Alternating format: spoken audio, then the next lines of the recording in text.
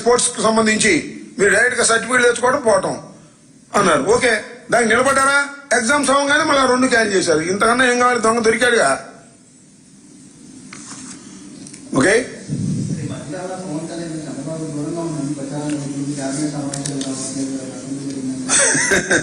అవన్నీ మనం ఏం చెప్తాం చెప్పు. పవన్ కళ్యాణ్ గారిని అడుగు, లేకపోతే చంద్రబాబు నాయుడు గారికి ఎందుకు దూరంగా ఉంటున్నాడో, ఎందుకు కేబినెట్ మీటింగ్లకు రావడం లేదో, అనారోగ్యంలో రావడం లేదో, లేకపోతే వారిద్దరి మధ్యన ఆరోగ్యకరమైనటువంటి మిత్రత్వం ఏమన్నా దెబ్బతిందో నాకు తెలియదు ఆయన. కానీ ఒకటి మాత్రం వాస్తవం, ఈ మధ్యన కేబినెట్ మీటింగ్లకు మాత్రం ఆయన రావడం లేదు. ఎందుకు రావడం లేదని ఆయనన్నా చెప్పాలి, లేకపోతే చంద్రబాబు నాయుడు గారన్నా చెప్పాలి. మనకి ఎందుకు ఆ విషయం ఎందుకు రావట్లేదు ఏంటో మొత్తానికి మనకి రావడం లేదు మాత్రం వాస్తవం. దాని మీద చాలా మంది అడుగుతున్నారు. అది మాకు సంబంధం లేనటువంటి అంశం.